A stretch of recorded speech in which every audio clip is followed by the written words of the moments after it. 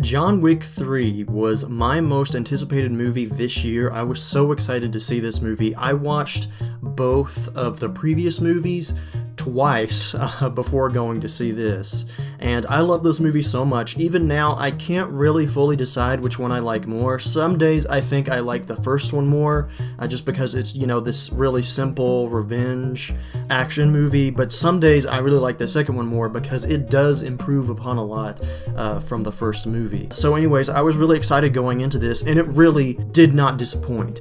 Just amazing action, the most visceral, brutal action I've ever seen in an action movie. I didn't think that you could kill somebody so brutally with a book, but John Wick proved me wrong. And there's more action in this John Wick movie than probably both of the previous John Wick movies combined, which is exactly what I wanted because, again, from coming off of the last movie, John Wick is excommunicado, so that's exactly what I wanted to see, is a bunch of action because all of these assassins are after him, and that's exactly what the movie gives to us. And with that in mind, what was really cool about this movie for me, being a longtime John Wick fan, because I saw the original in theaters when it came out, and I remember walking out of that theater and just thinking, wow, this needs to be a franchise immediately. But I didn't think it was going to happen because nobody knew about the movie. But now that it is like John Wick as a character and as a franchise is like a huge icon in pop culture now he does have a franchise, and he has this, third installment in his series that is a lot grander in scope. It just really shows how much the series has grown, not only in popularity, but also in production value.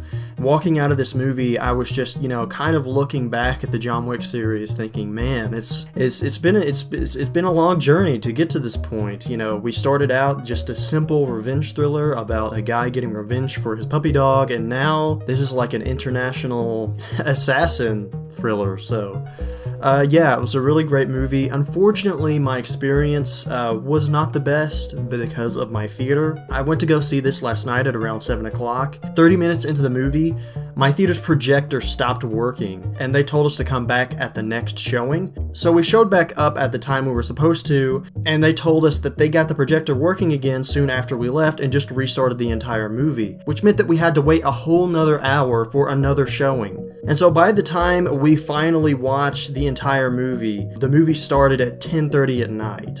And so by the time we finished the movie, it was like almost 1 o'clock at night, and I was super tired. So yeah, being drowsy, especially near the end of the movie, hampered my experience by quite a bit, and probably hampered my cognitive ability as well.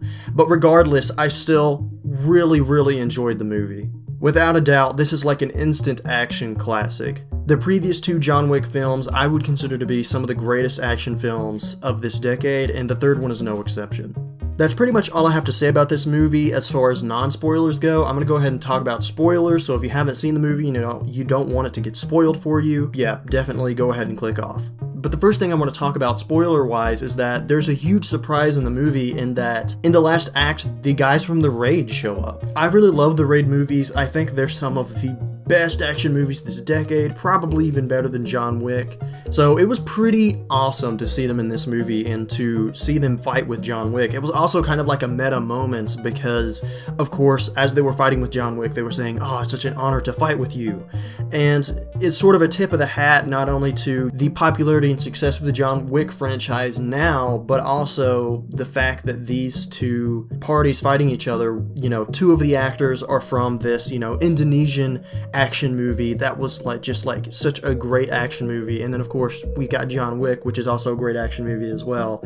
And so their dynamic of mutual respect throughout the fight, I felt was really reflective of sort of the mutual respect that I'm sure the filmmakers behind both of those movies have for each other. I hope they pull more action stars into this franchise. I really, really want to see John Wick go toe-to-toe with Jason Statham. The chances of it happening probably aren't huge, but I would just love to see Jason Statham throw down in this franchise, whether he's facing off against Wick or working with him.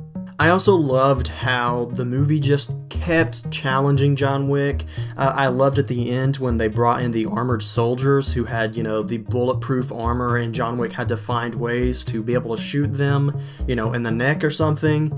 That was just really creative, and then they had to, bust out the armor-piercing bullet shotgun, which was awesome. The samurai guys, at least what I'm referring to them as, but you know, the sort of Japanese, I think, guys, really gave John Wick a run for his money there at the end. And I also really loved how the leader of the samurai guys was a really big fan of John Wick. It was almost like he was the audience's perspective, like if you got to fight John Wick, you know, how your response would be, like, oh man, I'm such a big fan, I've been wanting to meet you for a long, long time. Also, I really liked what they did with his tattoo in the movie. When I was rewatching the first two movies, I paid special attention to that tattoo, and I was like, what's the story behind that tattoo? Why did he get that? And now we know it's actually sort of like a marker for where he comes from. Apparently he was part of this, like, you know, secret Illuminati, you know, Latin group where everyone, a part of this family, has the same tattoo on their back. He was basically, you know, grew up in this place and was trained to fight in this place. And I also love, and this is in keeping with the rest of the movies as well, it communicates all that information without actually telling you. It just communicates it visually. And that is one thing the John Wick trilogy has been very good at doing, is giving you information about the world of John Wick through visuals and not through exposition. There are so many action scenes and scenes in general in this movie which are just perfect. Like, you could hand that to any filmmaker wanting to make an action movie and just say, hey, use this as the blueprint, and they would make a great action movie. However, like the John Wick movies that came before, there are some small flaws in this movie that I feel keep it, you know, from reaching perfection. And with this one in particular, there are actually more flaws, I think, than in the previous two. For example, the emotional arc for the character of John Wick, I don't think was as big in this movie as it was in the previous two movies. Some people complained about the emotional arc in the second movie, but on subsequent rewatches, I feel like there is a lot of emotion and a lot of sort of character depth going on underneath the surface in John Wick 2. However, I didn't necessarily feel that way in John Wick 3. There are, of course, things that happen. You know, he sacrifices, you know, his ring finger to stay alive, which I thought was pretty significant. Then he decides, you know, to break his vow once again, so he doesn't die as, you know, the assassin that he honestly doesn't want to be. However, I just don't feel like that emotional arc was as strong as in the previous two movies. First movie, of course, he loses his dog, and that's a big deal, but in the second movie, that one's all about just emotionally pushing him into a corner and just completely breaking his will and taking everything, every vestige of his wife and the life that he wanted to live, and just totally destroying it.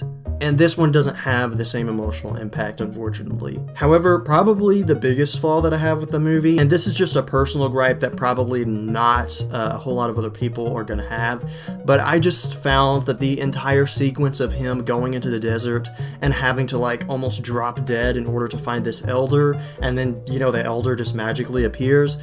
I really like the mythology in the world of John Wick, but that for me was just a bit too silly. It just didn't quite work for me. Really breached the point of believability for me. And then the last flaw I'll say with this movie is at the end, Winston's flip-flop is what I'm calling it, because throughout these movies, it's pretty clear that Winston is a big friend of John Wick and that he would never betray John Wick for any reason. And then at the end, he just kind of shoots John Wick to keep the Continental, which isn't consistent with his character, because at the end of the second movie, he was willing to sacrifice his position at the Continental in order to help John Wick and give him 1 hour. So it just kind of makes me question his motivations as a character. I do think they kind of set up for the plot twist. He says, you know, he's not going to step down as the manager of the Continental and everything, but still, that it doesn't really set up for his betrayal, and it just seems like it came out of nowhere, and again, was kind of inconsistent with his character.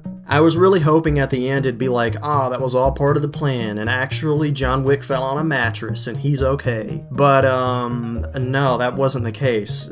John Wick just got beat the hell up falling off that building. For all we know, when John Wick Chapter 4 comes out, we'll find out that Winston, it was all a farce, and Winston is actually, still wants to be friends with John Wick, and he just, did what he had to keep the Continental. But even still, even if that's the case, I can't see John Wick forgiving that, because that was a dick move. However, his betrayal does leave for a very interesting cliffhanger. It's exciting. Not as exciting, though, as the cliffhanger from the second movie. I remember walking out of the theater from the second movie just hyped as fuck, because the cliffhanger from the second movie was just, it was all the hype. And this one didn't have like the same hype factor, but of course, if they make a fourth one, I'm definitely gonna go see it. And so overall, I'm gonna give John Wick Chapter 3 Parabellum a 9 out of 10. I know I said that this movie has more flaws than the previous two, but also the amount of action and the quality of the action in this movie, I think is far greater than either of the other two movies. And again, there are so many, like 10 out of 10 perfect scenes in this movie that I feel like those amazing feats bring this movie up even further than the previous two, meaning that its flaws are a little bit more forgivable. And so with that, I'm going to rate it a 9 out of 10, the same rating that I would give the other two John Wick movies. I'm Randall, and thanks for listening to me ramble.